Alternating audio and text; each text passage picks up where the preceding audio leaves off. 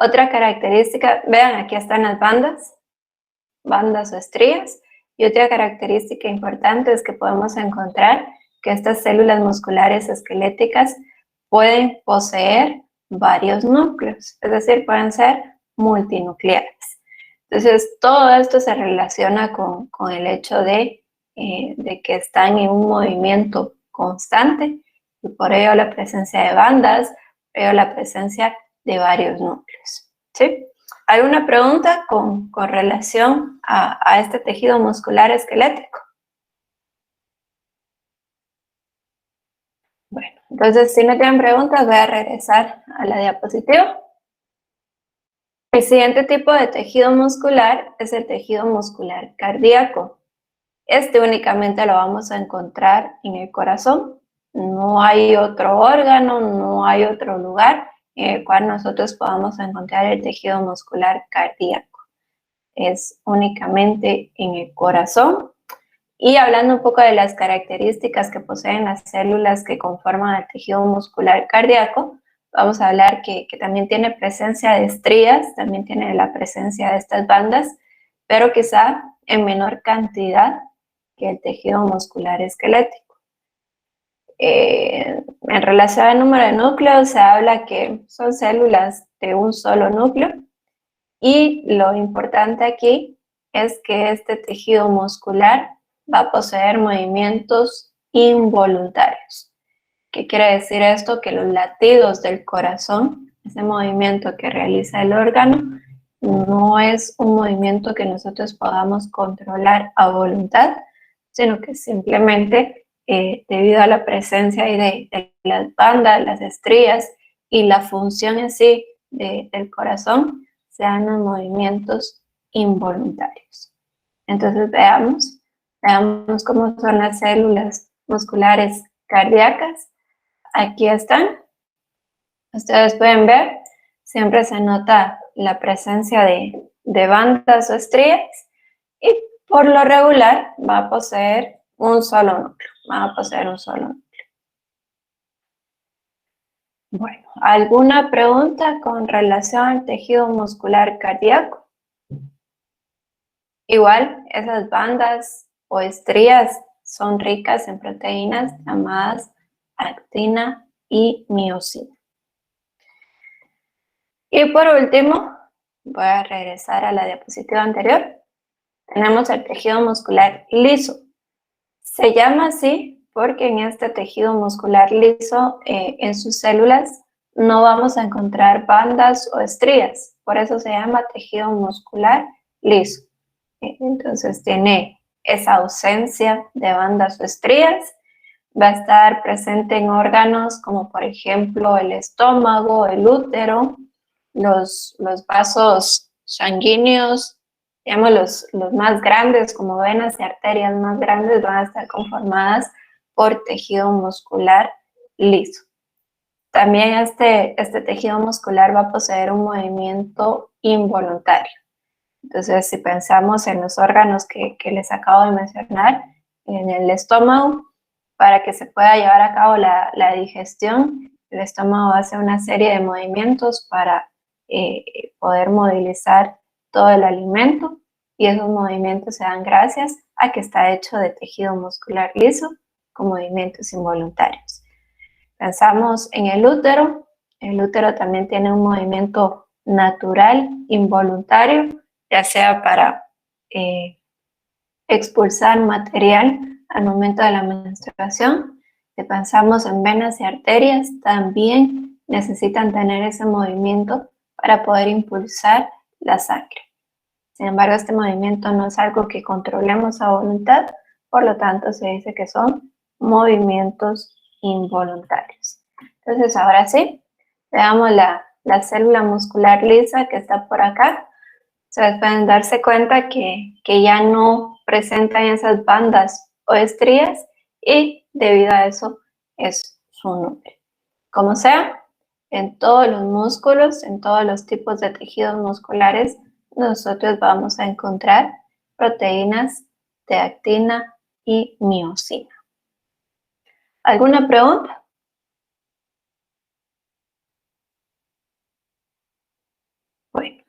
Si no tienen dudas, patojos, ya vieron que les dije, estos tejidos son bien fáciles.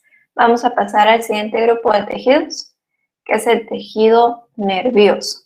El tejido nervioso. La presencia de un tejido nervioso nos hace entonces capaces de regular un montón de acciones de nuestro cuerpo. La presencia de un tejido nervioso nos hace capaces de elaborar pensamientos, de elaborar ideas. Entonces este tejido nervioso es fundamental para nuestra existencia. Este tejido nervioso está conformado por células llamadas neuronas. También hay otro tipo de células llamadas células gliales. Células gliales. Entonces, les voy a explicar primero estas, ya que no requieren de mayor explicación. Las células gliales vamos a decir que son las que se encargan de sostener, rodear y proteger a las neuronas. Las células gliales son las que se encargan de sostener, rodear y proteger a las neuronas. Ya habíamos hablado un poquito de esto, de que las neuronas están en un medio acuoso, que las neuronas se comunican a través de impulsos eléctricos, entonces requieren de algún material aislante para no provocar cortocircuitos. Entonces habíamos hablado que en la propia de la neurona aparecen las vainas de mielina. Sin embargo, para proteger al conjunto de neuronas, para ello es que están presentes las células gliales. Entonces las células gliales tienen esa función de protección de las neuronas para tratar de evitar que las neuronas entren en contacto con el agua y de esta manera evitan los cortocircuitos. Entonces, tejido nervioso compuesto principalmente de dos tipos de células. Células gliales que cumplen esa función de protección. Y ahora sí, hablemos de las neuronas. Las neuronas tienen esta forma. Las neuronas están compuestas, para nuestros fines vamos a decir que están compuestas de 4 grandes partes. Si se dan cuenta, el citoplasma de las neuronas pues no tienen la típica forma de una célula, digamos, redondita, sino que este citoplasma se ha ido extendiendo, se ha ido alargando en una forma como de una colita. Entonces esta cola tiene el nombre de axón. Todo lo que está en el centro, que contiene el núcleo y otros organelos, recibe el nombre de cuerpo celular. Y este cuerpo celular está rodeado por terminaciones nerviosas llamadas dendritas. Entonces, las dendritas son terminaciones nerviosas que están rodeando el cuerpo celular. Si se dan cuenta, aquí en el axón también existe otra serie de terminaciones nerviosas. Entonces, ¿cómo funcionan las neuronas? Las neuronas se van a estar comunicando una con otra por medio de impulsos eléctricos. Una neurona recibe el impulso eléctrico a través de las dendritas, lo transmite al cuerpo celular y posteriormente ese impulso eléctrico va a viajar por todo el axón y se va a transmitir por estas terminaciones nerviosas. De este otro lado va a haber otra neurona, va a existir otra neurona esperando esos impulsos nerviosos. Entonces, ¿qué va a ocurrir? Las dendritas de la siguiente neurona se van a unir a las terminaciones nerviosas de la neurona anterior. Entonces, cuando se unen las dendritas de una neurona con las terminaciones nerviosas del axón de otra neurona, a esa comunicación se le conoce con el nombre de sinapsis. Entonces, les repito, la sinapsis entre neuronas consiste en la unión de las dendritas de una neurona con las terminaciones nerviosas del axón de otra neurona. Así es como se transmiten esos impulsos eléctricos de neurona a neurona y eso es conocido como sinapsis. ¿Alguna pregunta? Ingeniera, disculpe, ¿será que podría repetir lo último, por favor? Sí. Yo voy a borrar esto que creo que ya está ahí todo. Entonces, veamos. Esto es clave que ustedes lo entiendan. Hay muchas neuronas presentes en el tejido nervioso y se comunican por medio de sinapsis. ¿En qué consiste esa sinapsis? En que las dendritas de una neurona, voy a hablar de esta neurona A y de esta neurona B. Entonces, ¿en qué consiste la sinapsis? En que las dendritas de la neurona A se van a unir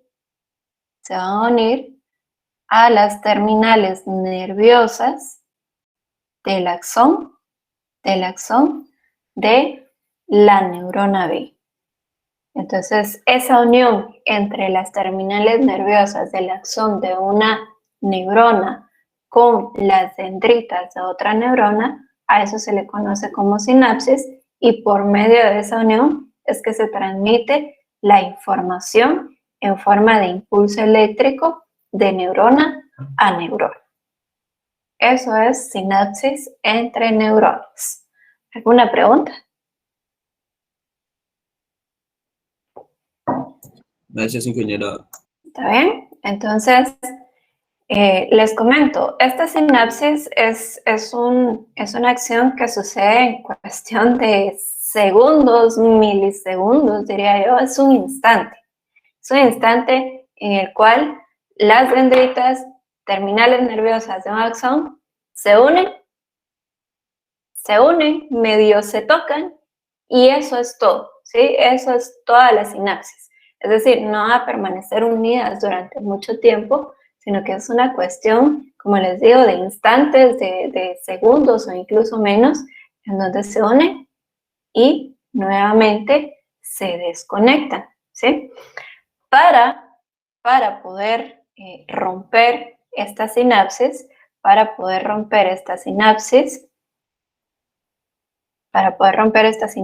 esta unión entre hormonas, ese proceso de romper la sinapsis es controlado por enzimas. Entonces, la enzima que está involucrada en romper la sinapsis recibe el nombre de acetilcolinesterasa. La acetilcolinesterasa es la enzima encargada de romper la sinapsis entre las neuronas. Entonces, para todos, yo quiero que ustedes piensen lo siguiente. ¿Por qué necesitamos romper esa sinapsis? ¿Por qué creen ustedes que es importante la acción de la acetilcolinesterasa para separar a las neuronas que estaban en sinapsis? Porque la sinapsis se tiene que realizar muchas veces. Porque la sinapsis se tiene que realizar muchas veces. Ajá. Y entonces, ¿para qué la separamos? ¿No sería más fácil, si hay que hacerlo muchas veces, no sería más fácil que se mantenga en una constante sinapsis? Pero necesita diferentes respuestas o por ejemplo, si va a mover la mano es una cosa, pero si va a mover la otra, entonces no es la misma, no tienen que estar unidas. No sé si me expliqué. Porque los impulsos o la información transmitida por los impulsos es diferente, por lo tanto se tiene que romper para poder formar otra. Puede ser. Ajá. ¿Alguien más, todos? Porque también puede morir por agotamiento si no termina de hacer esa acción. Sería como un tic, pero un tic, digamos, sería como caminar y no paras, te terminarías muriendo de agotamiento. Entonces, vean, ustedes tienen razón que sí necesitamos a estar cambiando esos impulsos, por lo tanto hay que romperlos para poder hacer uno diferente, pero lo último que dijeron es lo más, digamos que la importancia principal de la cual existe la acetilcolinesterasa. Patojos, si no se rompe esa sinapsis, nos quedamos en un bucle constante, ¿sí? Nos quedamos en una acción repetitiva constantemente y así hasta la eternidad.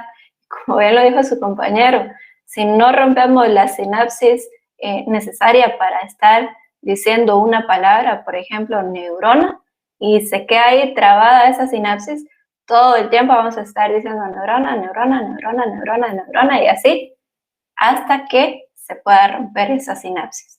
Entonces, por ello, es bien importante la producción de acetilcolinesterasa para no quedarnos por decirlo de alguna manera gráfica, para no quedarnos trabados en una misma acción, para no quedarnos trabados en un mismo pensamiento, para no quedarnos trabados en un mismo impulso nervioso.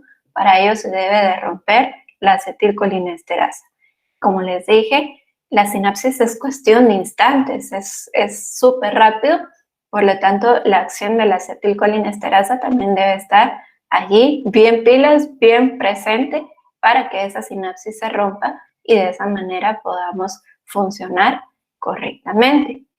Entonces, por ahí su compañero mencionó algo de los tics nerviosos. A veces el origen de un tic, que es esta repetición casi que involuntaria de algún movimiento, puede tener un montón de causas, orígenes psicológicos, un montón de cosas así, pero también puede ser por alguna alteración en la producción de acetilcolinesterasa. Entonces, mientras vamos envejeciendo, como que la producción de esto, vean, va un poco ahí disminuyendo. Por eso, en personas mayores se desarrollan algunas enfermedades degenerativas a nivel del tejido nervioso, personas que ya no coordinan movimientos, ya no coordinan palabras, y muchos de esos problemas se derivan por esta enzima, por acetilcolinesterasa. Bueno, ¿alguna pregunta? Entonces, como veo que sí me comprendieron esta parte del tejido nervioso, la importancia de romperse esa sinapsis, les voy a comentar lo siguiente. En la agricultura utilizamos algunos productos insecticidas, es decir, para controlar poblaciones de insectos. Dentro de estos insecticidas, ustedes van a aprender que hay un montón de tipos de insecticidas, pero dentro de los productos químicos hay unos que se conocen como productos organofosforados. Son muy comunes debido a que son bien eficientes. ¿Qué quiere decir? Que al aplicar un organofosforado vamos a tener una garantía bastante alta de que va a controlar a esos insectos que nos pueden estar afectando. Los productos organofosforados actúan sobre la acetilcolinesterasa. ¿Qué es lo que hacen? Inhiben la producción de acetilcolinesterasa. Eso quiere decir que los insectos que son atacados por algún producto organofosforado van a empezar a producir menos cantidad de acetilcolinesterasa. ¿Por qué nos interesa que un insecto plaga empiece a tener problemas en su producción de acetilcolinesterasa? Es bien simple.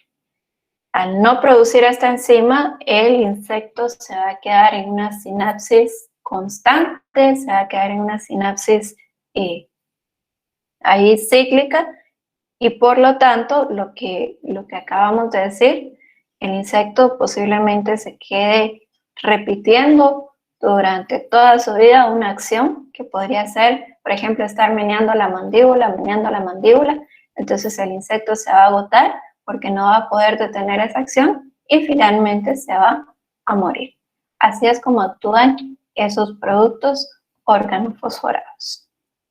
Y yo les comentaba al inicio, antes de empezar a ver los tejidos, que a medida que tenemos un mayor grado de parentesco, nuestros tejidos se parecen más. Y les comentaba ahí el caso de un insecto, cómo se puede parecer un insecto a un humano. Y los insectos también poseen estas neuronas, también hacen sinapsis, también tienen que producir acetilcolinesterasa. Entonces yo les pregunto, ¿qué pasa si consumimos productos productos agrícolas que han sido tratados con insecticidas organofosforados? ¿Qué pasa si estamos consumiendo, por ejemplo, tomates, por ejemplo, algunas hortalizas en las cuales se ha utilizado productos organofosforados para el control de insectos? ¿Qué creen ustedes que puede pasar en nuestro organismo? Va a bajar los niveles de acetilcolinesterasa. ¿Podrían bajar los niveles de acetilcolinesterasa? Es posible. Solo recuerden el tamaño de un insecto versus el tamaño de una persona. Definitivamente nosotros necesitaríamos un montón de cantidad y más de la que utilizan para el control de insectos.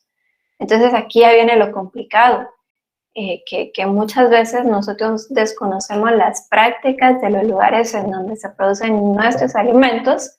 No sabemos si realmente están utilizando las dosis adecuadas, no sabemos si realmente están haciendo un manejo adecuado de estos productos y en determinado momento podríamos consumir algún alimento contaminado con altas dosis de un organofosforado. Entonces, si consumimos una alta dosis de estos productos, definitivamente nos va a pasar igual que al insecto, nos vamos a quedar ahí trabados en alguna acción repetitiva. Por ello es bien importante tener el control, el manejo adecuado de todos estos productos.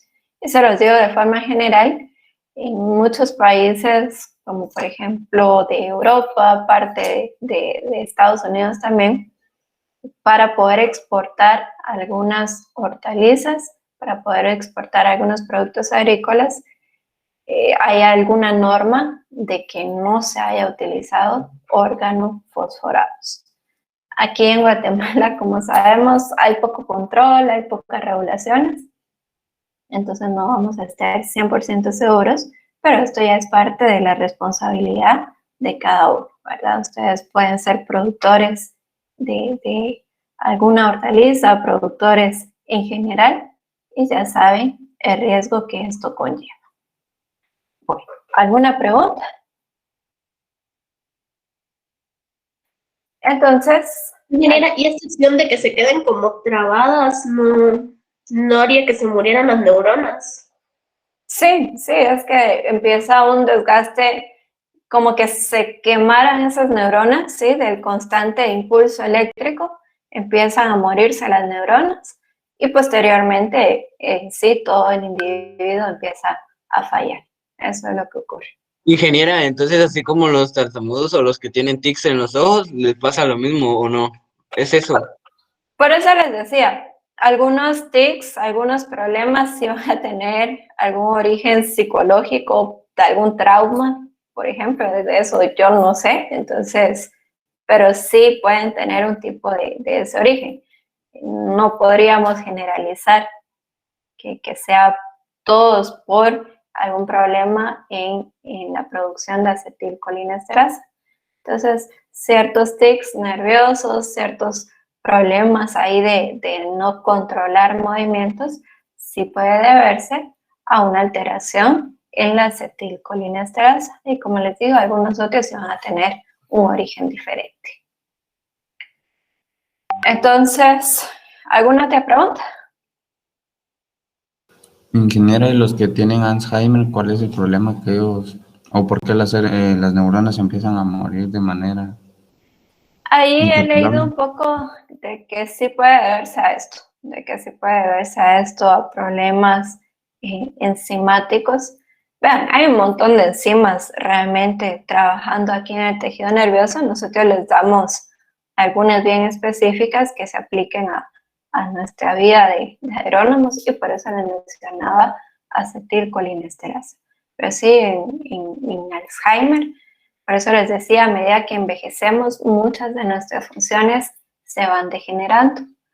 Y en algunas personas la degeneración o el grado de degeneración es tan alto que conlleva al desarrollo de estas enfermedades. Entonces sí, en Alzheimer, Parkinson también puede ser que es una degeneración del tejido nervioso. ¿Alguna otra pregunta? Ingeniera, y cuando los niveles de acetilcolinesterasa bajan, pero digamos que luego como que se regulan porque dejamos de consumir el alimento sin el pesticida, ¿dejaría secuelas o algo? Definitivamente puede dejar secuelas. Las neuronas, estas células del tejido nervioso, también tienen un ciclo muy largo de regeneración, que muchas veces podemos leer que las neuronas no se recuperan. Entonces, si por algún motivo perdimos neuronas, esas ya no se van a recuperar. Y si ya no se recuperan esas neuronas en esos lugares donde hacen falta, ya no se va a poder llevar a cabo la sinapsis. Y vean, la sinapsis no es de solo 2 neuronas, sino que es la unión de un montón de neuronas. ¿Qué pasa si se murieron esta y esta? Pues la sinapsis se va a quedar por aquí. Ya no va a seguir transmitiéndose a las demás. Entonces, definitivamente pueden haber secuelas ahí, dependiendo de qué tan grande haya sido el daño. ¿Alguna otra pregunta? Ingeniera, he escuchado. Dale, Henry, dale, Henry. Solo quería apuntar en qué lugar se sintetiza esta enzima o es irrelevante. ¿En qué lugar se sintetiza? No lo sé, realmente no lo sé. Lo que nos interesa ahorita es que se utiliza aquí en el tejido nervioso. Yo he escuchado que muchas personas dicen que solo por el hecho de caminar se están muriendo cientos y cientos de neuronas. ¿Qué tan cierto sea eso?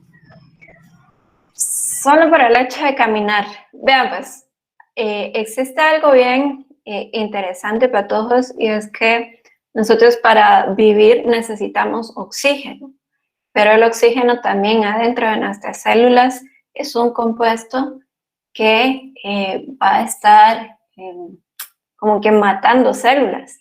¿Han escuchado los términos de oxidación? Oxidarse hace referencia a que el contacto con oxígeno va destruyendo ciertos compuestos. Entonces, necesitamos oxígeno para vivir, pero al mismo tiempo ese oxígeno va a ir degradando poco a poco nuestras células. Quizá por ahí vaya encaminado eso que han escuchado, que por el simple hecho de caminar, no es tanto en sí la acción de caminar, sino que constantemente en cada inhalación de oxígeno, ese mismo oxígeno se encarga de ir degradando ciertos materiales, se encarga de ir degradando nuestras células. El proceso de envejecimiento en sí es por ese contacto con el oxígeno. Otra cosa para todos que yo creo que es importante que ustedes lo sepan, sobre todo por la edad en la que tienen, el consumo de algunas sustancias, eso sí va a ser una muerte directa para las neuronas. Por ejemplo, el consumo y el abuso, sobre todo de alcohol, el abuso de ciertas drogas, son una muerte directa para las neuronas. El alcohol en sí deshidrata tejidos. A mí me han contado de que cuando alguien toma mucho alcohol, al día siguiente pues tiene un gran dolor de cabeza, y eso es debido a la deshidratación. ¿Y en dónde se ha dado la deshidratación? En todos niveles, pero también se ha dado una deshidratación a nivel del tejido nervioso. Entonces ese dolor de cabeza se debe a la pérdida de agua, a la pérdida de un montón de células que pueden ser la pérdida de un montón de neuronas. Entonces, el abuso de ciertas sustancias, eso sí que va a ser una muerte directa para las neuronas. Y lo otro, que es algo que no podemos evitar, es el envejecimiento. ¿Sí? El contacto directo con el oxígeno va degradando materiales, va degradando las células, pero es algo que es inevitable. ¿Alguna otra pregunta? Bueno, entonces pasemos ahora sí al último tejido que es el tejido reproductor en los animales. En este tejido reproductor vamos a encontrar dos células especiales que, aunque no estén formando, como les dijera yo, no estén formando estructuras, son células que van a cumplir en sí la función de este tejido. Entonces, la función del tejido reproductor, como su nombre lo indica, es la reproducción. Para ello existen dos células. En los machos existe la célula llamada espermatozoide y en hembras existe la célula llamada óvulo. En célula existe la célula llamada óvulos. Bueno, entonces hablamos un poco del espermatozoide. Realmente del óvulo no vamos a hablar mucho. Y yo entiendo que de acuerdo al informe de su práctica número 3, creo yo, ya ustedes han investigado un poco de esto. Vamos a estudiar el espermatozoide de la siguiente manera. Vamos a dividirlo en tres grandes regiones. El espermatozoide va a estar conformado por una cabeza, por un cuello y una cola. Esas son las tres grandes regiones en las cuales vamos a estudiar el espermatozoide. Entonces empezamos por acá. En la cabeza vamos a encontrar que esta es una célula, en general el espermatozoide es una célula bastante pequeña que se ha reducido a su mínima expresión para poder cumplir su función. Entonces en la cabeza vamos a encontrar prácticamente solo un núcleo y una estructura llamada acrosoma. Vean, no estamos hablando de más organelos, únicamente núcleo y esta estructura llamada acrosoma. Adentro del acrosoma van a haber abundantes lisosomas.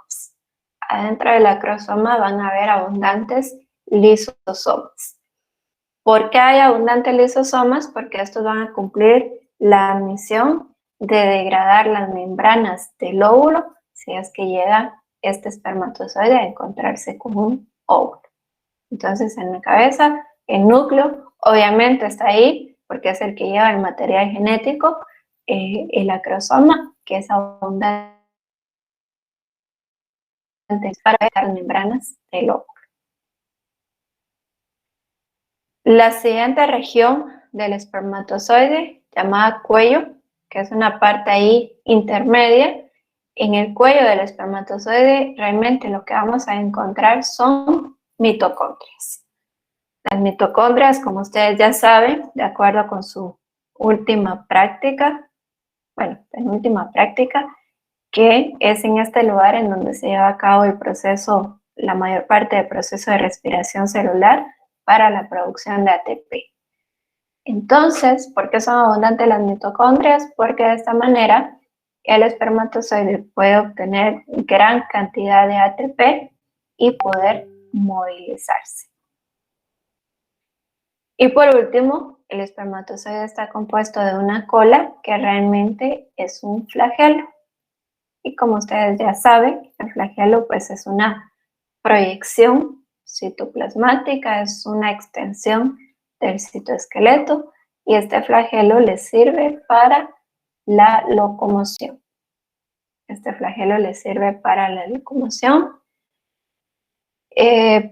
Principalmente esa locomoción se va a dar dentro del tracto reproductivo de la hembra con el fin de buscar un óvulo. ¿Preguntas?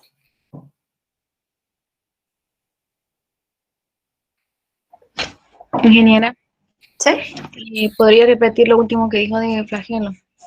El flagelo que le va a servir para la locomoción, esta locomoción se va a dar dentro del tracto reproductivo de la hembra para poder encontrar un óvulo.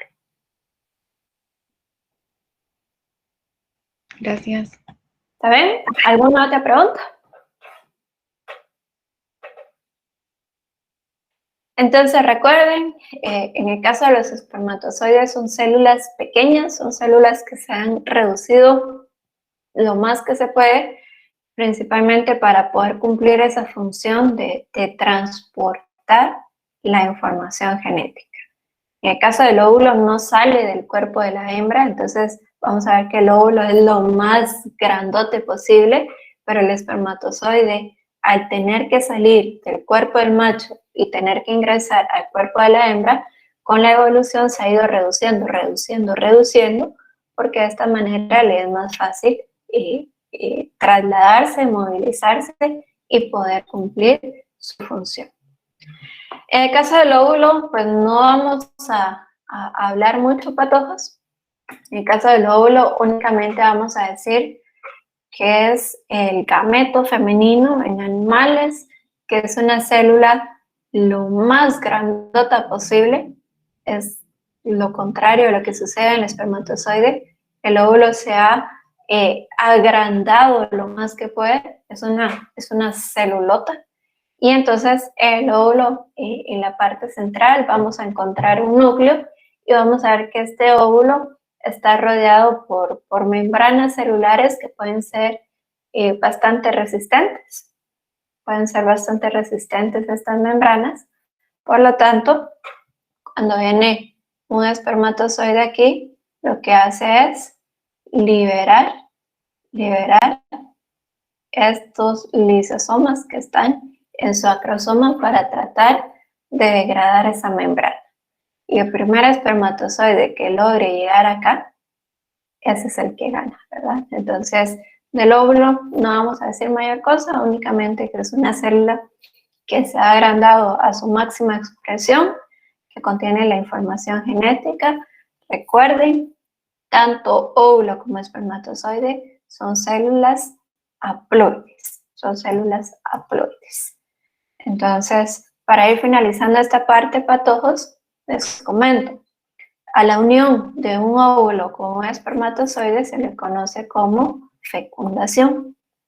La unión de un óvulo con un espermatozoide se conoce como fecundación. Producto de esa fecundación se forma una estructura unicelular diploide llamada cigoto. Producto de la fecundación se forma el cigoto, que es unicelular y que es diploide. Posteriormente, este cigoto va a sufrir múltiples mitosis, y se forma un cuerpo pluricelular no especializado. Les repito, el cigoto sufre muchas mitosis y se forma un cuerpo pluricelular no especializado. Posteriormente, este cuerpo pluricelular no especializado sigue sufriendo mitosis, pero también sufre un proceso de especialización. Entonces, este cuerpo pluricelular no especializado se transforma en embrión.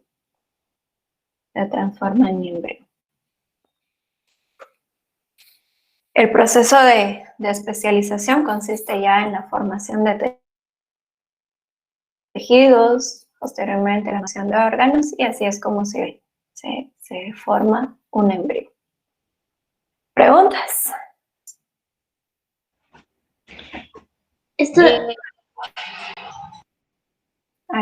Dígame. ¿Cómo dijo que se le llamaba la unión de un óvulo con un espermatozoide? Fecundación. Gracias. ¿Alguien más? Y mira, esta especialización, ¿como en cuánto tiempo ocurre? Porque, no sé, para que la mujer se dé cuenta que está embarazada, pues lleva tiempo. A ver, ya, Oscar, recordemos que estamos hablando de tejidos animales, entonces no es exclusivo de humanos, y esa especialización, pues ahí sí como como solemos decir, va a ir dependiendo de cada especie animal. En el caso de los humanos, en el caso de las mujeres, híjole, sí. Yo tengo entendido que a partir de las 4 semanas, creo yo, pero de verdad no me crean, porque no estoy completamente segura, pues ya se puede estar hablando de un cuerpo pluricelular con un nivel de especialización muy bajo.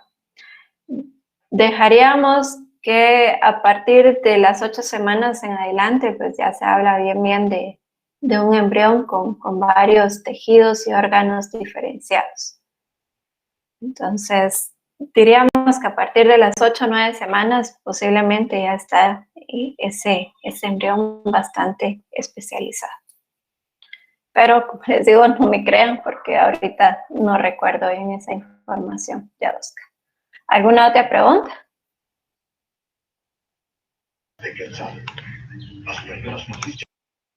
Bueno, si no tienen preguntas, patojos, vamos a terminar esta parte aquí de tejidos animales. Con esto finalizamos. Recuerden siempre estar leyendo el documento que les enviamos. Y ahora vamos a comenzar a hablar de otro tema. Entonces vamos a hablar del siguiente tema.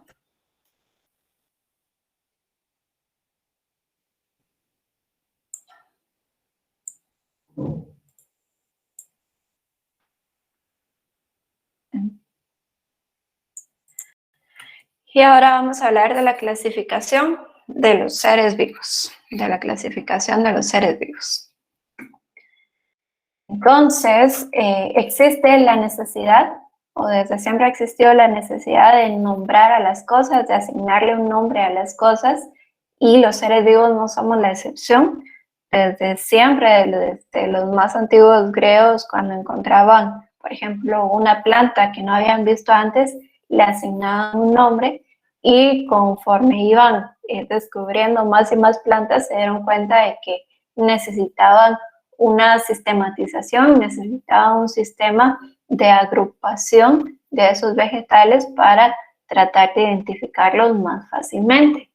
Entonces, los primeros sistemas de clasificación estuvieron basados en órganos análogos. ¿Se recuerdan qué son los órganos análogos? Sí. ¿Sí? ¿Qué son? ¿Qué son los órganos análogos?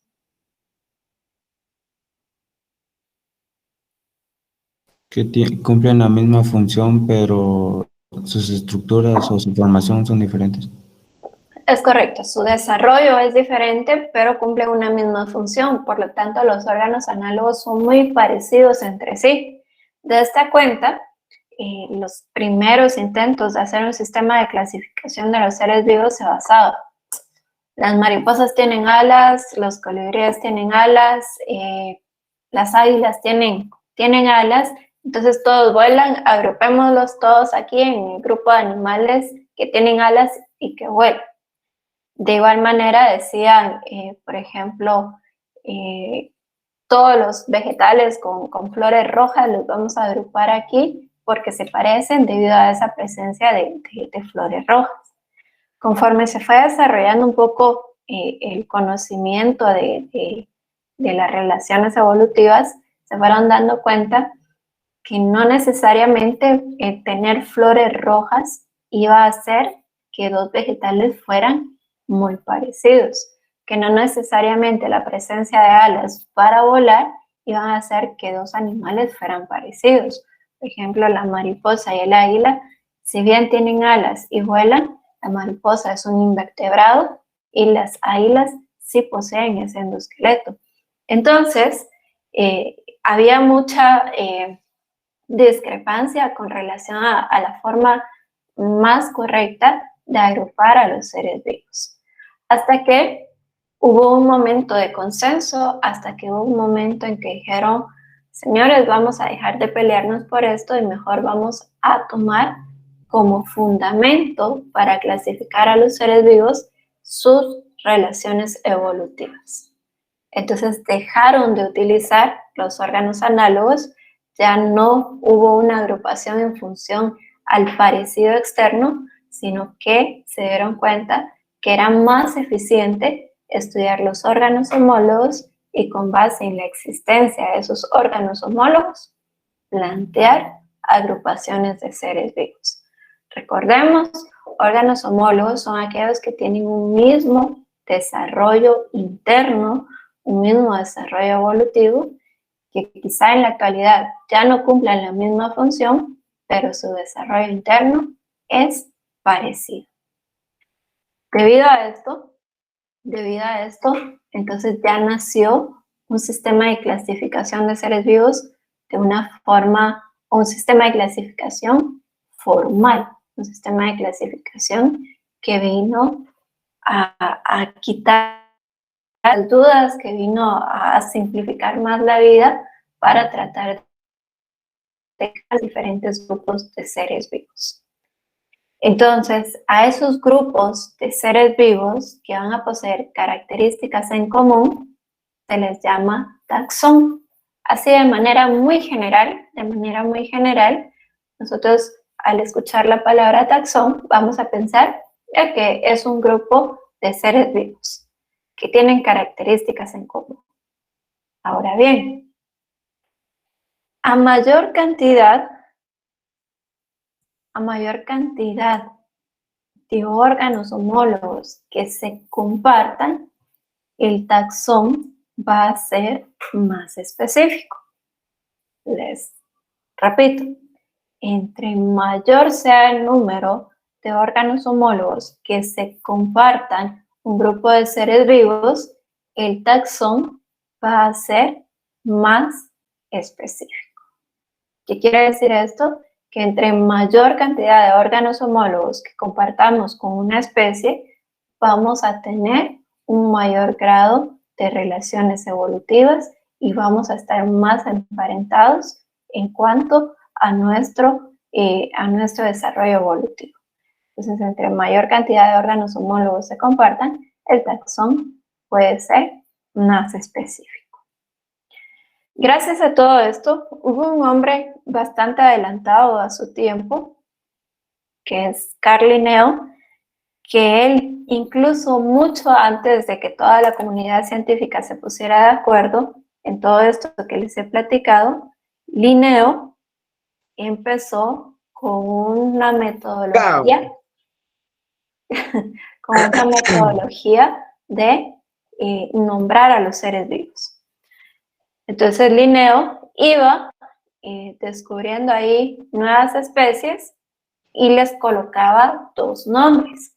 Es algo así como nuestro nombre y nuestro apellido, ¿sí? Es algo así como nuestro nombre y nuestro apellido para tratar de que hubieran repetidos. Algo así pensaba Linneo, y esto fue mucho, mucho antes de que todos se pusieran de acuerdo en este sistema de clasificación. Entonces, a esa forma de nombrar a los seres vivos de Linneo se le conoce como el sistema binomial. El sistema binomial. Bi de dos y nomial de nombres. Entonces, un sistema de dos nombres.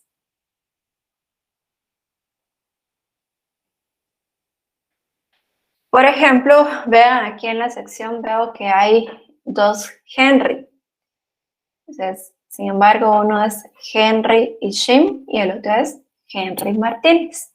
Y algo así sucede con el sistema binomial, que pueden haber dos seres vivos que pueden tener ese primer nombre igual, pero el siguiente es el que les va a hacer esa diferencia. Y en la actualidad seguimos utilizando el sistema binomial de Carlos Linneo. Por eso ustedes se han dado cuenta que algunas veces les he escrito nombres científicos de algunas especies y para ello he utilizado dos palabras, debido a que existe este sistema binomial. ¿Alguna pregunta? Entonces, Vean, para mí este tema me parece bonito, digamos, el hecho de irse aprendiendo algunos nombres científicos lo hace a uno interesarse más y querer conocer la mayor cantidad posible de nombres científicos, pero por otro lado, yo entiendo que sí puede ser un poco difícil comprender esto. Entonces, cualquier pregunta, cualquier duda, patojos, ahí me la dicen. Entonces, sigamos, taxón, dijimos que era ese agrupamiento de seres vivos en cualquier nivel. También les dije que a mayor cantidad de órganos homólogos que compartiéramos, el taxón iba a ser más específico. Entonces, veamos esta imagen. ¿Qué es lo que podemos observar a simple vista? A este perrito que posee su cuerpo cubierto por pelo, ¿sí? Sabemos que puede poseer glándulas mamarias, que quizás si es macho no van a ser funcionales, pero tiene glándulas mamarias. ¿Qué otra característica en general podemos decir que poseen los perros? Pelaje. Pelaje, sí, que posee 4 patas, ¿verdad? Que posee ahí 4 extremidades. Entonces, pasemos a lo siguiente. Si vemos a este individuo, a pesar de que no es un perro, a pesar de que es un individuo completamente diferente, que es un gato, podemos mencionar ciertas similitudes para todos. ¿En qué se parece ese gato al perro anterior? Tiene pelo. Tiene pelo. Tiene 4 patas. 4 extremidades, ajá. Tiene su cola, está bien, ajá. También va a poseer esas glándulas mamarias, ¿verdad? Y si vemos a este individuo, ¿qué características similares podemos decir? Van a ser las mismas, ¿verdad? Posee el cuerpo cubierto de pelo, sus 4 extremidades, la presencia de glándulas mamarias. Si nos damos cuenta, queremos ser más específicos, vean, poseen 2 ojos, una nariz, una boca, 2 orejas, y las tienen más o menos en los mismos lugares. Entonces, a pesar de que no es un perro, no es un gato, este ya es un individuo que llamamos oso, comparte un montón de características similares. Y si pudiéramos observar a nivel interno, veríamos que sus órganos vitales están colocados en lugares muy similares y que sus órganos van a estar cumpliendo funciones similares. Veamos este animal. ¿Qué características comparte? Pues podríamos decir, díganme. Glándulas mamarias. Glándulas mamarias. Las 4 patas. Orejas de diferente tamaño. Las orejas, a pesar de que son más grandes, pero sabemos que siguen siendo 2, ¿verdad? Que van a estar colocadas, vean, casi que en el mismo lugar, ahí como atrásito de la cabeza. Veamos estos 2 individuos para todos, aquí hay para todos los gustos. Igual, la presencia de pelo que recubre el cuerpo, la presencia de glándulas mamarias, vean 2 ojos, una nariz, una boca, 2 orejas que van a estar situados casi que en los mismos lugares. Entonces, a pesar de que estos 2 ya no son ni perros, ni osos, ni gatos, ni elefantes, también comparten características en común con el resto de individuos. Entonces, esto es un taxón, ¿ven? Esto es un taxón que gracias a la presencia de ciertos órganos, sobre todo órganos homólogos, nosotros podemos agrupar a individuos que a simple vista son muy diferentes entre sí, pero que poseen órganos homólogos con el mismo desarrollo evolutivo y nosotros podríamos decir, este es el taxón de los mamíferos. ¿Qué características comparten en común? La presencia de glándulas mamarias, un cuerpo cubierto de pelo que cuidan a sus crías. Entonces, todo eso se repite en cada uno de estos individuos y los podemos agrupar a todos juntos en un grupo denominado mamíferos. Así es como ha funcionado el sistema de clasificación, que vamos a ir viendo características que se repiten, características similares, y así vamos a ir agrupando a los individuos. Sigamos con más ejemplos de este tipo. Yo creo que solo de animales tengo aquí. Veamos a estos, ¿qué serán? Cisnes, patos. ¿Qué características ven ustedes o cómo los podrían describir? Con plumas, pueden nadar. Que poseen plumas, que pueden nadar, ¿está bien? ¿Alguna otra característica? Poseen escamas en sus patas. Poseen escamas en sus patas. Bueno, algo que esté más visible. Vean. Poseen un pico, ¿sí? Si vemos esta imagen, ¿qué características tienen en común con la imagen anterior? Tiene plumas. ¿Qué tienen Tienen- plumas? Tienen Tienen un pico, ajá. Vean, se van a reproducir. Son ovíparos. Correcto, son ovíparos y que al ver a este individuo, aunque no veamos huevos aquí, pues sabemos que también son ovíparos. Vean este individuo que es mucho más pequeño, pero también posee plumas, posee un pico y sabemos, por ende, que también se va a reproducir poniendo huevos. Veamos este individuo que a pesar de que no puede volar, posee plumas, posee un pico, también pone huevos. Y si vamos un poco más a lo interno, todas las aves van a poseer huesos huecos y de esta manera es que pueden volar algunas de ellas. Entonces, veamos, poseen plumas, tienen un pico, ponen huevos, poseen huesos huecos. Entonces a este grupo le voy a llamar aves. ¿Sí? Y así es como se dan los sistemas de clasificación. Este es un taxón porque es un grupo de individuos que comparten características en común. Ahorita no estamos viendo si comparten muchas características para decir que es un taxón muy específico. O no estamos viendo si comparten más o menos para decir que es un taxón muy general.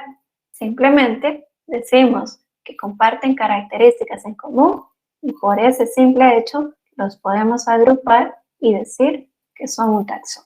A este taxón le vamos a llamar aves. Y por último veamos a este individuo. ¿Qué podríamos decir de este individuo? Tiene branquias. Tiene branquias, ajá, correcto. ¿Algo más? Tiene aletas, tiene ojos. Tiene aletas, tiene ojos. ¿Qué podemos decir de este individuo? Tiene branquias. Igual tiene branquias, correcto. ¿Qué podemos decir de este individuo? Tiene aletas. Tiene aletas. Entonces, lo mismo, ¿verdad? Patojos van a poseer un cuerpo cubierto de escamas, tienen branquias para poder respirar y principalmente van a estar viviendo en un ambiente acuático. Poseen un esqueleto interno también. Entonces, a este grupo yo le voy a decir, o lo voy a llamar peces, ¿verdad? Le voy a llamar el grupo de los peces. Este también es un taxón, y le podemos llamar taxón porque están compartiendo características comunes entre sí. Todavía no hemos llegado a ver qué tantas comparten para decir si es muy general o es muy específico, pero con el simple hecho de que estén compartiendo, ya los podemos agrupar en una misma categoría y decir que es un taxón. Bueno, entonces espero que vayan teniendo claridad en el término taxón. Yo no espero que hoy lo terminen de comprender, pero que sí vayan teniendo bastante más claridad. Entonces, hablando de taxón, les dije que dependiendo del nivel de especificidad, existen taxones muy específicos o taxones muy generales. El taxón más específico que existe es la especie. El taxón más específico que existe es la especie. Y veamos qué es una especie. Desde el punto de vista de un sistema de clasificación, una especie es la unidad básica de identificación. ¿Qué quiere decir esto? Que con el nombre de la especie nosotros podemos identificar a cualquier ser vivo, en cualquier lugar y en cualquier momento. Que con el nombre de la especie nosotros podemos identificar a cualquier ser vivo, en cualquier lugar y en cualquier momento. Entonces, imagínense ustedes, terminan de estudiar en la ENCAS y luego de tener su título de perito agrónomo y perito forestal, consigan una oportunidad para estudiar en Nueva Zelanda, por ejemplo. Entonces, después de eso, después de la ENCAS, ustedes se van a vivir a Nueva Zelanda, pero resulta que allí nadie come frijoles. Y ustedes extrañan sus frijoles, quieren comer frijoles, y cuando van a una tienda a preguntar por los frijoles, nadie sabe qué es un frijol. Pero ¿qué pasa si ustedes, en vez de preguntar por frijoles, van y preguntan por Phaseolus vulgaris? Phaseolus vulgaris es el nombre de la especie, y por ser la unidad básica de identificación, ustedes lo pueden identificar en cualquier momento, en cualquier lugar y en cualquier situación. Entonces, quizá allá no los conocían con el nombre de frijoles, pero al revisar qué es Phaseolus vulgaris, entonces ya se dan cuenta y ya pueden ustedes conseguir esas semillas. Así es como funcionan los nombres científicos, así es como funcionan los nombres de las especies. Ustedes pueden tomar un documento en chino, por ejemplo, en esas letras chinas, y se van a dar cuenta que no van a entender nada, pero que en aquellos apartados donde está el nombre de la especie, ustedes sí van a poder identificar eso, porque normalmente el nombre de las especies se escribe con nuestro alfabeto. Entonces, vean, es bien importante porque por medio del nombre de la especie nosotros los podemos identificar. Ahora bien, ¿qué es una especie desde el punto de vista biológico? Desde el punto de vista biológico, una especie es un grupo de seres vivos que poseen semejanza estructural, semejanza funcional y semejanza de desarrollo. Semejanza estructural, semejanza funcional y semejanza de desarrollo. Entonces, ¿qué quiere decir esto? Por ejemplo, nosotros aquí somos latinoamericanos, ¿sí? Somos guatemaltecos. ¿Y qué ocurre si en algún momento alguno de ustedes, vamos a poner nombres mejor, vamos a ver qué ocurre si en algún momento, por ejemplo, Antonio Macajol, Antonio sale de Guatemala, se va a vivir a China, y entonces Antonio, estando en China, se da cuenta que las personas de allá siguen teniendo 2 ojos en la cara, siguen teniendo una nariz en la cara, una boca en la cara, 2 orejas, siguen teniendo esa misma semejanza estructural. Se da cuenta que las personas de allá también poseen 2 brazos, 2 piernas, es decir, que son completamente semejantes a los guatemaltecos. Y no solo eso, se da cuenta que esas personas también utilizan los 2 ojos para ver, utilizan esa nariz para poder respirar y sentir olores, que utilizan las piernas para poder caminar, entonces también tienen esa semejanza funcional. ¿Qué pasa si Antonio sigue viviendo allá, ya no me recuerdo dónde les dije, en Japón creo yo, y Antonio se enamora y busca a una japonesa y deciden tener familia? Entonces Antonio se da cuenta que en la misma forma que en Japón y en Guatemala existe la misma forma de traer bebés a este mundo. ¿Por qué? Porque todos sus órganos cumplen las mismas funciones y todo el desarrollo evolutivo ha sido el mismo. Entonces, eso es una especie. Individuos que poseen las mismas estructuras con las mismas funciones y el mismo tipo de desarrollo. Sin embargo, lo más importante o la manera más fácil de identificar a individuos de la misma especie es cuando estos son capaces de producir descendencia fértil. En este ejemplo de Antonio, sabemos que aunque Antonio decida tener hijos con una japonesa, con una china, con una rusa, con cualquier otra mujer de cualquier parte del mundo, van a poder producir una descendencia fértil, porque somos miembros de la misma especie. Esto quiere decir que todos los hijos de Antonio con cualquiera de estas mujeres van a ser hijos completamente fértiles. Para aclararles un poco esto, existe en la naturaleza algunos casos en los cuales algunos individuos de diferentes especies se pueden cruzar y pueden producir descendencia, pero esta descendencia no va a ser fértil. Hablábamos un día, por ejemplo, de las mulas de carga. ¿Ustedes saben cómo se produce una mula? El cruce de un burro y una yegua. Un burro y una yegua. Entonces, vean, burro y yegua, especies completamente diferentes, pueden tener una descendencia, pero sucede que la mula no es fértil. Entonces, por eso les decía, ¿cómo podemos identificar claramente a una especie? Porque son aquellos que son capaces de producir descendencia fértil.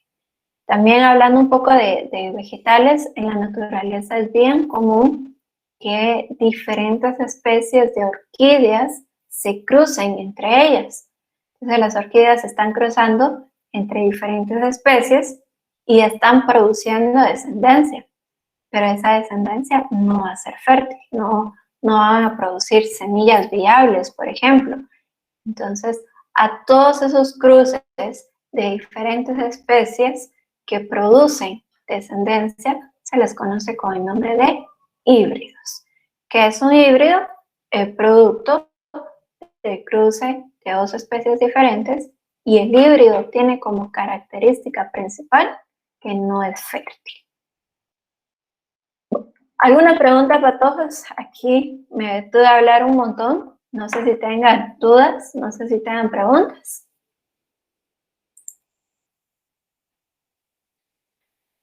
Bueno, si no tienen dudas, vamos a ver una serie de reglas para escribir los nombres científicos. Esto es bien sencillo en el hecho de que yo no les tengo que explicar nada, sino que simplemente leer lo que dice aquí.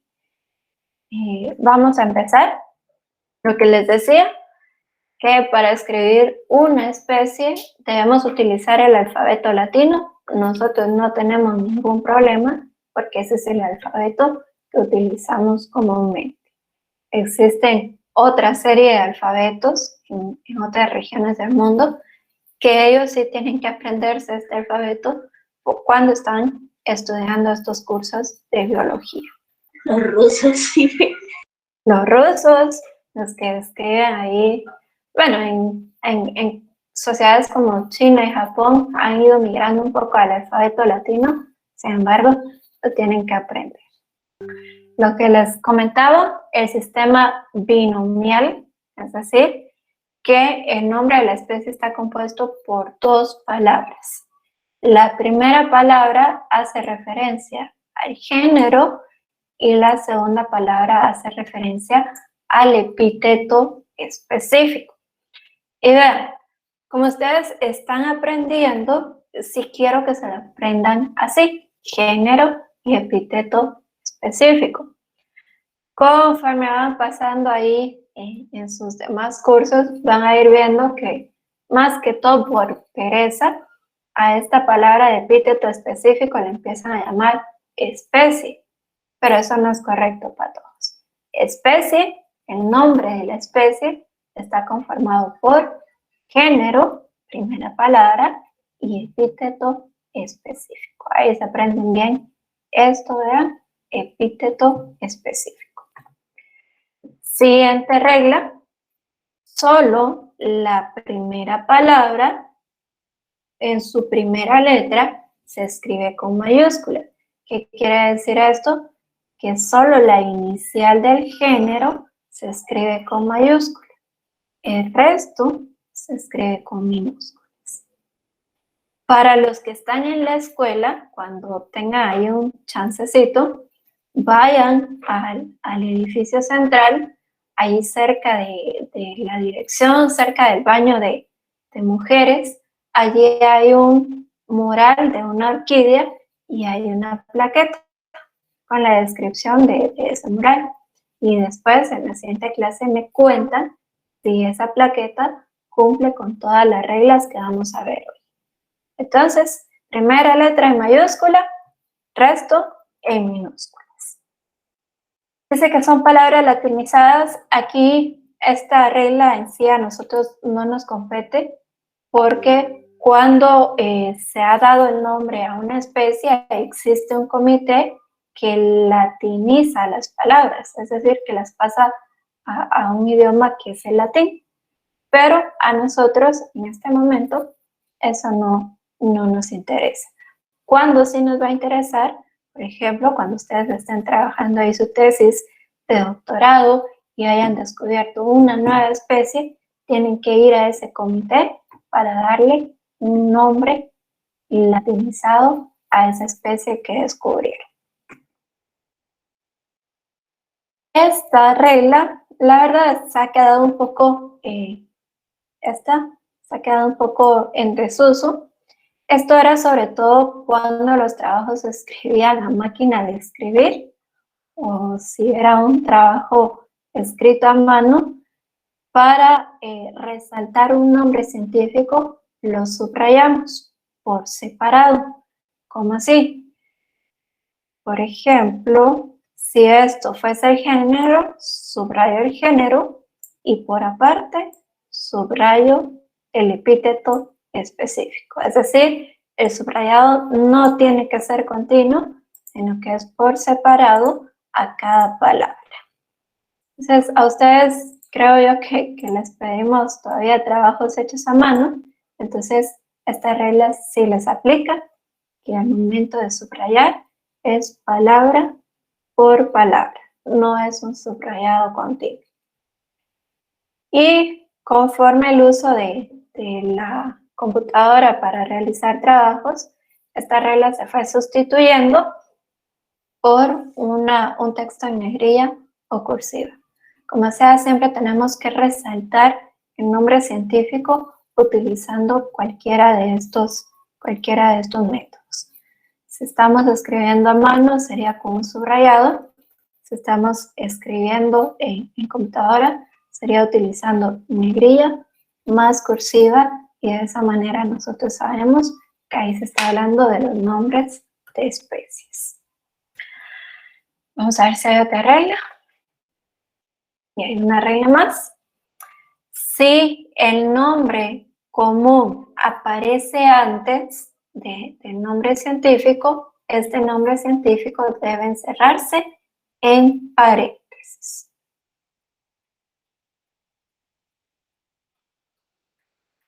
Bueno, entonces, no sé si tienen alguna pregunta. Si no, vamos a pasar y les quiero mostrar algunos ejemplos. Por ejemplo, veamos.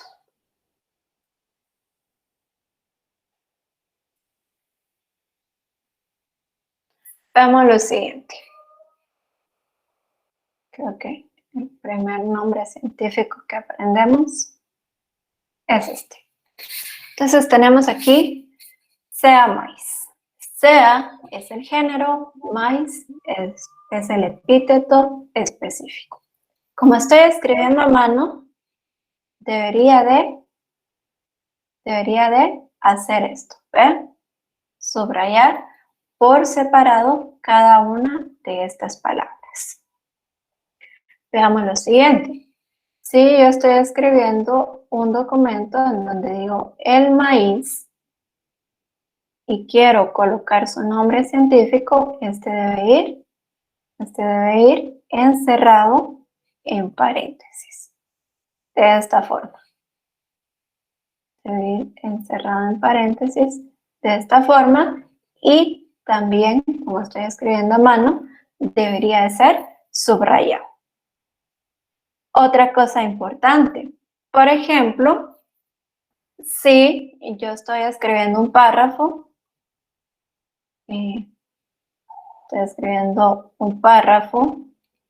una oración, en donde quiero colocar el sea más. Ustedes saben, las oraciones comienzan con mayúscula, pero sin importar esto, sea más, siempre va a ir la primera letra en mayúscula, ¿sí? Sin importar que no sea la primera palabra del párrafo, que no sea la primera palabra de la oración, ese nombre del género siempre va con mayúscula. ¿Estamos? ¿Alguna pregunta? ¿Alguna pregunta, patojos? También va subrayado. Si estamos escribiendo a mano, sí va subrayado. Si esto fuera en computadora, si fuera en un documento de Word, pues le colocamos negrilla y cursiva. Pero como aquí yo estoy escribiendo a mano, entonces por eso va subrayado. Tengan en cuenta que si es un documento en computadora, ustedes le van a colocar negrilla y cursiva. Muy bien. ¿Alguna pregunta? Solo para darles un ejemplo más, por ejemplo, tenemos aquí Ceiba Pentandra. De acuerdo a lo que han visto según mi letra, me pueden decir, ¿será que está bien escrito ese nombre científico o tiene algún error? Tiene La un P debe de ir minúscula. Error. minúscula. Tiene un error, que esta P, ¿verdad, patojos? subrayado. Correcto, debería ser minúscula y que también debería de estar subrayado.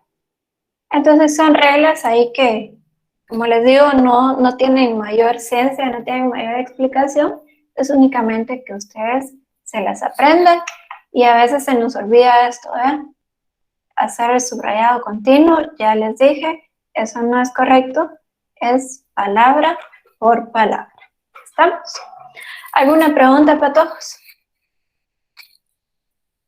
Entonces, si no tienen preguntas, vamos a seguir con la siguiente diapositiva.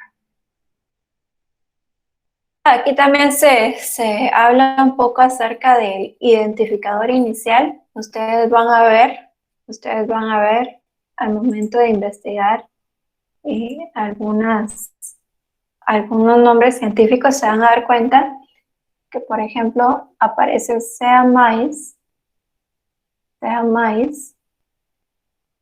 bien escrito, y que al final del nombre aparece una letra. Esta letra L es bastante común en los nombres científicos y hace referencia al Linneo. Después van a encontrar otras letras como S, T, PH, y todas estas letras son referentes al científico o a la persona que descubrió o identificó por primera vez a esa especie. Como Linneo fue el que inició este sistema de clasificación, un montón de especies poseen esta letra L. Entonces, a esa letra se le conoce como autoridad o identificador inicial. En la autoridad o identificador inicial ya no aplican las demás normas. Digamos, sea maíz va subrayado, la L ya no.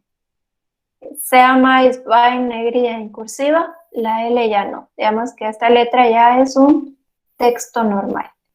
Pero esto únicamente se utiliza cuando son trabajos muy formales, cuando ustedes están escribiendo su tesis, definitivamente van a tener que utilizar las autoridades en los nombres científicos, pero ahorita para nuestros fines del curso, con que ustedes escriban muy bien el nombre de la especie, yo creo que con eso ya ganamos bastante.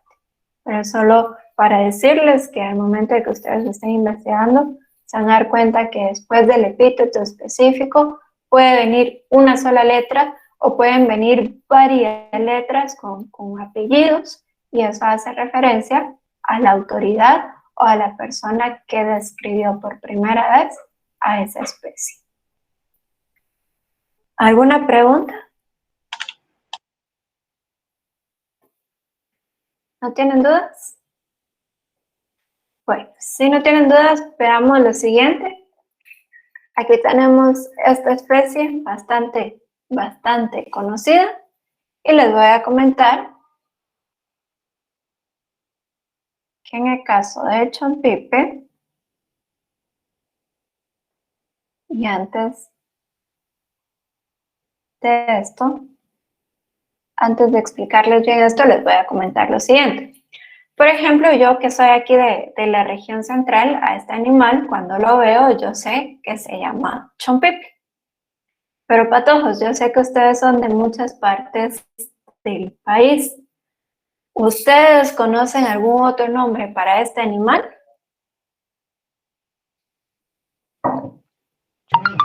Pavo. Pavo, ¿está bien? ¿Algún otro nombre para este animal? Chompipe, pavo. ¿Alguien lo conoce con otro nombre? Sé que en algunas regiones también le dicen chunto, creo yo.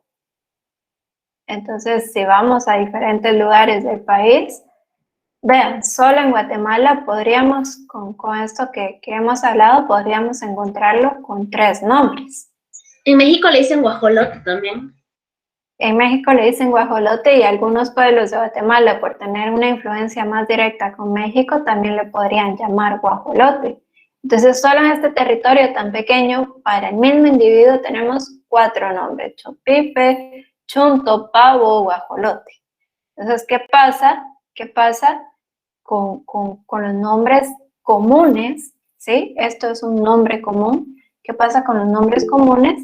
Que cualquier persona le puede decir como sea a estos animales. En general, cualquier persona le puede decir como le dé la gana a cualquier ser vivo, ¿sí? Cualquier persona puede decir, yo no le quiero decir chompipe, para mí esto parece más un pato, entonces le voy a decir pato. Y ese es el problema con los nombres comunes, que cualquiera puede decirle como se le dé la gana. Pero ¿qué pasa? ¿Qué pasa con los nombres científicos? ¿Qué pasa con los nombres de las especies? Este individuo va a ser Meleagris gallo pavo aquí en Guatemala, en México, en Brasil, en la China, en Rusia, en cualquier lugar, siempre va a ser Meleagris gallo pavo. Entonces, esa es la importancia principal de los nombres científicos. Que no importa en qué lugar estemos, no importa cómo conozcamos de manera común a las especies, ese nombre científico es universal. El nombre científico es universal. Entonces, ¿se dieron cuenta? Aquí en Guatemala le podríamos decir de 4 maneras distintas, pero su nombre científico va a ser solo uno. Siempre va a ser Meleagris gallo pavo. Pasemos a ver otro ejemplo. Veamos a este individuo, el león. Su nombre científico es Panthera leo.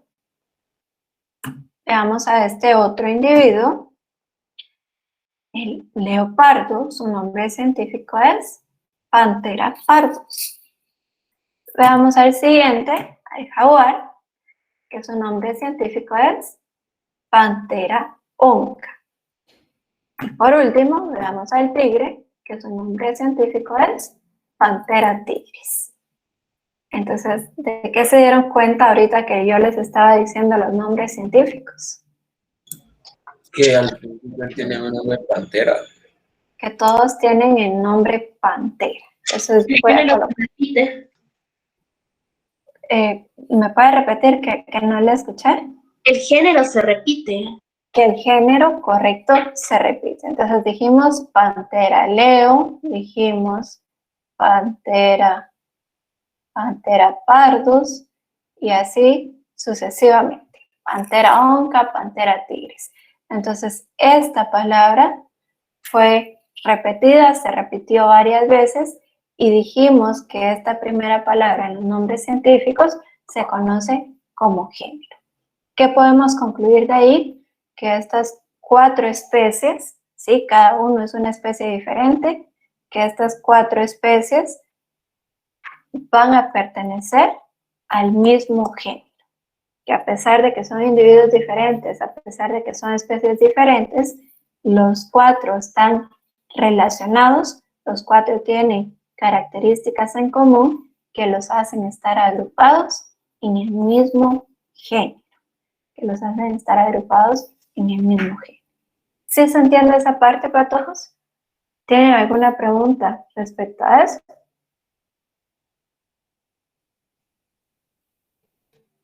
¿Dudas? Entonces, vean, el nombre científico está conformado del género y del epíteto específico, y aquí ya vamos un poco más, en un nivel un poco más general, diciéndoles que 4 especies pueden estar agrupadas en un mismo género. Entonces, patojos, para ir finalizando esta clase, alguien podría decirme con palabras muy sencillas la definición de género. ¿Podrían elaborar una definición de género?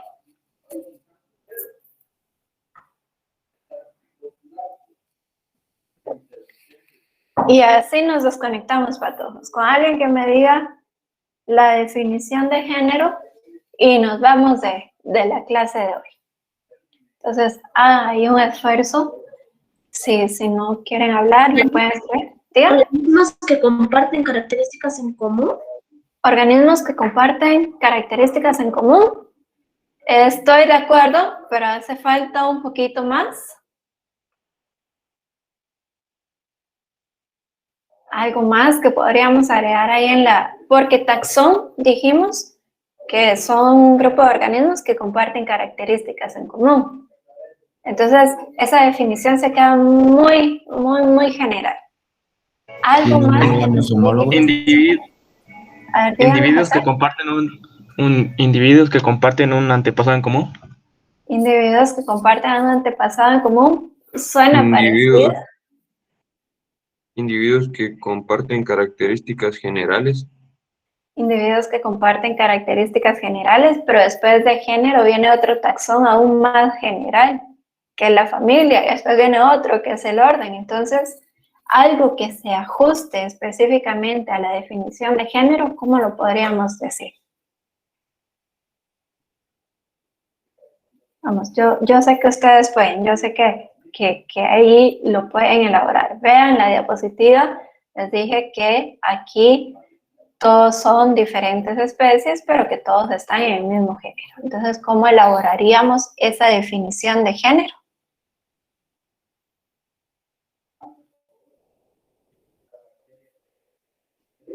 Entonces, patojos, ¿nos quieren ir de la clase?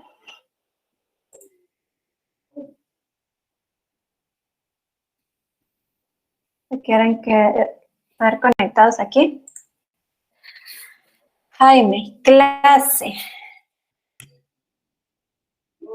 O sea, clase felino. A ver, vamos a ver que dentro de los taxones también aparece uno que se llama clase. Entonces no podemos decir que género es la misma clase, porque ahí estaríamos mezclando términos. Entonces, ¿alguien más, patojos? Ahí el esfuerzo. Yo sé que ustedes pueden, yo sé que es cuestión solo de ver la diapositiva. Un conjunto de animales o seres vivos que comparten las mismas características. Sí, es un conjunto de seres vivos que van a poseer características en común. Entonces vean pues, patojos, porque yo sé que tenemos que ir a desayunar, se los voy a decir. ¿Qué es un género? Es un grupo, como ustedes bien dijeron, pero lo único que les hizo falta en sus definiciones fue decir que es un grupo de seres vivos de una, dos o más especies que comparten características en común. Eso se los dije, vean, el león es una especie, el leopardo es una especie, el jaguar es una especie, el tigre es una especie, pero estas 4 especies están compartiendo o están agrupadas en un mismo género. Entonces, ¿qué es un género? Es un grupo de 2 o más especies que comparten características en común. Eso es un género. Un grupo de 2 o más especies que comparten características en común. ¿Estamos? ¿Alguna pregunta? ¿Alguna pregunta, patojos? Bueno, entonces, lastimosamente no pudimos terminar este tema hoy, pero ya nos falta poquito. Entonces, si no tienen dudas, si no tienen preguntas, esto sería todo por hoy y nos vemos en la próxima clase, patojos. Pasen feliz día. Está bien, ingeniera. Ingeniera, Feliz fin de semana. Feliz día, se cuidan.